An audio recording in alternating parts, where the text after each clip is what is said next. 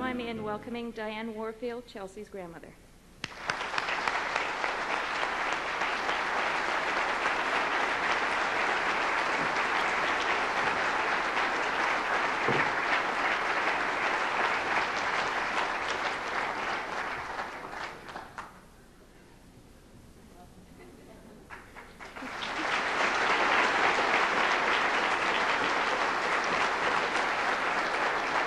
You okay? You nervous? No? Okay. I am. Hold my hand, okay? Do you have to go to the bathroom? Good. I do. Hold my hand, okay? We're delighted to be here to tell and share Chelsea's story with you. And I'm going to start off by telling you this. I was really fine when I walked in the room, and then I watched that video. And there are angels in the world. There really are. I never realized in February of 1992 that my life was going to change. But it changed dramatically when Chelsea was born. What happened was that I learned a lot of new things about attitudes, belief, the power of positive thinking. When Chelsea was 2 weeks old, she was diagnosed with failure to thrive, and she was put into Children's Hospital. We had no idea what was wrong with her, and it took them several months to come up with the diagnosis of Omen's syndrome. What that means is that, oh, bless you. What that means is that she had a genetic disease, and her body was not producing the T cells that help ward off infection. As you saw from the pictures, there were times when her skin was literally peeling off her body, and she was, to put it bluntly, a bit of a mess. It was frightening for all of us because we had never had to deal with anything like that before. Thank God for Children's Hospital and the people there that helped us keep sane, because it wasn't easy some days. There were several months where we were not even able to pick her up or hold her.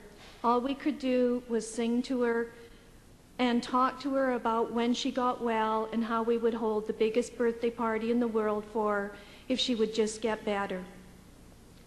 When she was 6 months old, they decided that they would go ahead with a bone marrow transplant, and she had to go through chemotherapy to kill the blood cells in her body.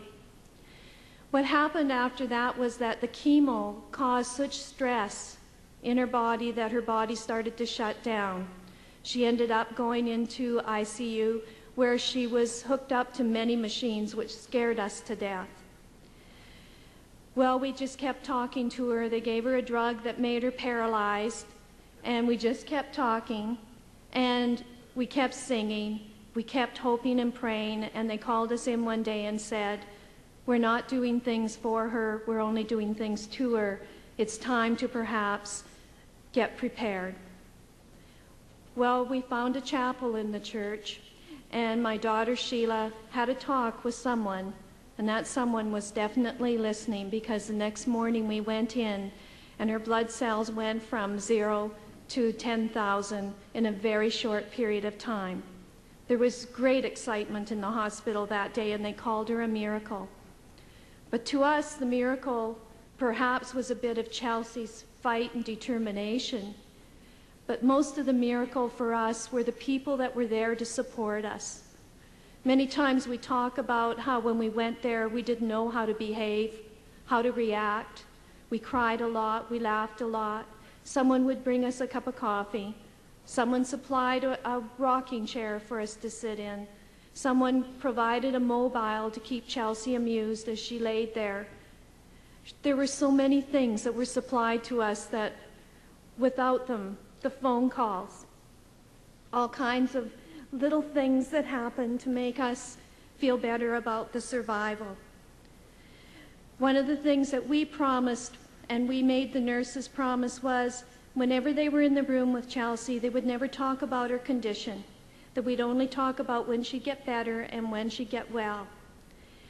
There was a lot of singing and laughter in that room, and you would never know that this was a little girl that really wasn't supposed to make it.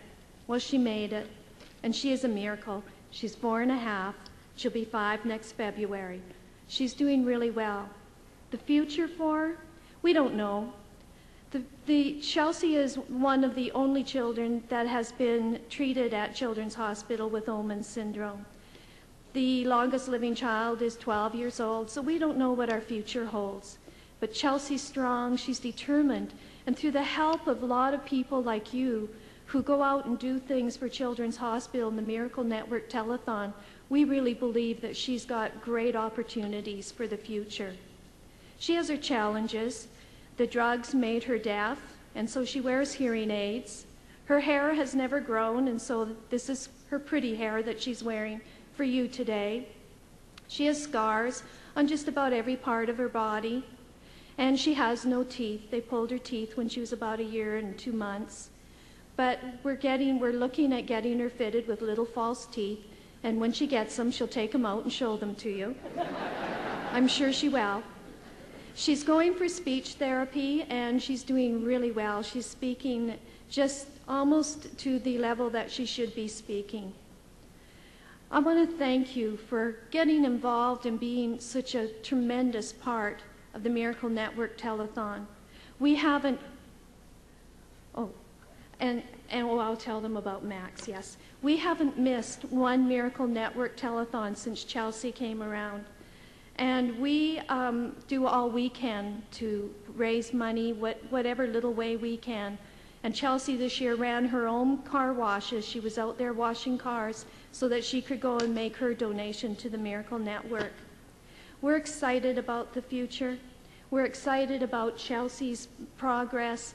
And we're also excited because Chelsea has a new brother. His name is Max. He's 3 months old, and he doesn't have any of Chelsea's problems. So we feel he's a gift. There are angels. Thank you for your support. I have a motto. I do training for a living, and I have a motto, and it's called caring enough to make a difference. You do care enough. You do make a difference. And we thank you.